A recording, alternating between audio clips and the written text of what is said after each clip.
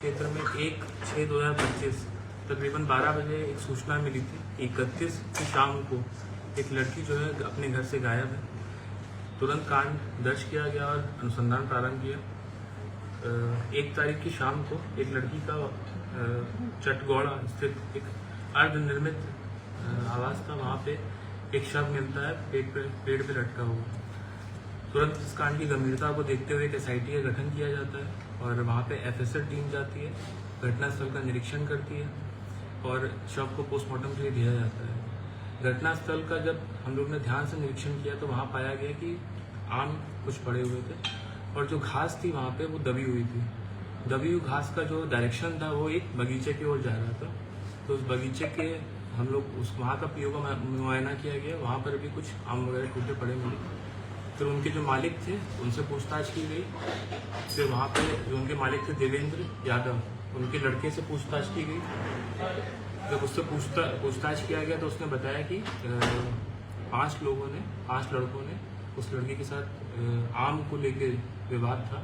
वो लड़की आम वहाँ तोड़ रही थी, उसको लेके विवाद हुआ। तो उसके साथ मारपीट की गई, उसके साथ दुष्कर्म किया गया और उसका शव जो है उस बिल्डिंग में जाके उनके द्वारा लटका दिया गया। 5 लोगों की जो है 24 घंटे के अंदर हम लोगों ने गिरफ्तारी कर ली है। इसमें जो है सभी साक्ष्य जो है हम लोग संकलित कर लिए हैं। पोस्टमार्टम जो विधिवत होता है उसको करवा लिया गया है और इनका भी जो अभियुक्त है इनका भी हम लोग मेडिकल करवाएंगे और DNA से मैचिंग भी करवाएंगे और इसमें स्पीडी ट्रायल कराते हुए इनको कठोरतम से कठोरतम सजा दिलवाएंगे। गैंग रेप भी किया गया है इसमें, जैसे जो स्पष्ट है 5 लोगों द्वारा किया गया है और वो पोस्टमार्टम रिपोर्ट में भी इसका उसको कंफर्म किया है। क्या पकड़े गए लोग माइनर हैं, नाबालिग भी हैं उनमें से? उसकी हम लोग अभी जो हम लोग को तथ्य है 18 के करीबन है, उसकी पुष्टि मेडिकल टेस्ट वगैरह से हो जाएगी। क्या इनकी गिरफ्तारी पर साइंटिफिक आधार रखा गया है, टेक्निकल सर्विलांस वगैरह ऐसा कुछ? हाँ, उसमें हम लोग को कुछ टेक्निकल प्रूफ्स भी आए हैं। इनके जो फोन्स हैं उसमें कुछ चैट्स वगैरह बरामद हुई हैं घटना को लेके, वो सब डायरी का पार्ट और इन्वेस्टिगेशन में जो भी साक्ष्य है साइंटिफिकली उसका संकलन किया गया है और इसमें जैसा मैंने बोला कि अच्छे से हम लोग एविडेंस कलेक्ट करके इसमें स्पीडी ट्रायल भी करवाएंगे। तो बस एक आम तोड़ने को लेकर ये गैंग रेप की घटना को अंजाम दिया? हाँ, जो इनके बगीचे में वो आम तोड़ रही थी ऊपर चढ़ के, इन्होंने देखा। फिर उसके बाद एक लड़के ने उसका पैर पकड़ के खींचा, उसके बाद ये सब घटनाक्रम हुआ और फिर उसको ऐसा दिखाने के लिए, आत्महत्या का रूप देने के लिए उसको वहाँ पे जाके टांग दिया गया।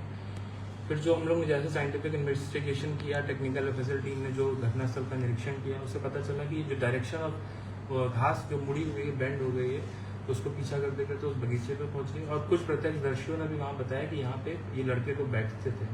ये सब साक्षी हैं और साक्ष्य आए हैं, टेक्निकल एविडेंस भी आया है। तो 24 घंटे में इसको विदित किया गया है।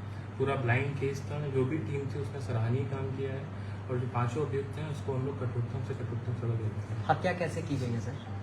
गला दबा के, मार के, क्या इस्तेमाल हुआ है? वो पोस्टमार्टम जो है डिटेल तेजाब का भी इस्तेमाल है क्या सर उसमें? नहीं, इसमें तेजाब चाकू वगैरह सब मिला? नहीं, मारपीट के ही घटना। SP साहब के लिए कितना बड़ा चैलेंज था? रात भर आप घूमते रहे उस इलाके में और 24 घंटे आप बोले तो 42 घंटे के अंदर उद्भेदन हो गया सर। इसमें जो टेक्निकल टीम थी, SDPO थे, SHO थे, सबने सराहनीय काम किया है।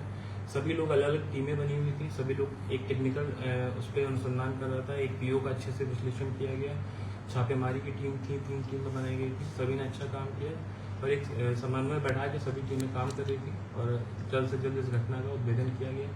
जघन्य अपराध हुआ है और लोग इसमें कठोरतम से कठोरतम सजा दिलवाएंगे। सर, एक जानकारी चाहिए। जब वहाँ पर 3 लड़कियाँ गायब है, एक तो हुआ, 2 लड़की के बारे में कोई जानकारी? वो उनके बारे में हम लोग टीम SIT गठित की गई है, उसमें भी हम लोग लगे हुए हैं और अभी जो प्रथम दृष्टया आ रहा है कि वो शायद किसी के साथ गई हुई है, तो उसमें भी हम लोग कुछ भी नहीं कर रहे हैं। जल्द से जल्द उसमें भी हम लोग, इससे रिलेटेड वो नहीं है, इससे लिंक नहीं है, वो अलग गाँव का जाना गाँव वाले सर थाना पे ही पड़ता है ना, मतलब उसी थाने घटना हमको लगा इससे रिलेटेड हो। नहीं, रिलेटेड नहीं, मतलब हाँ।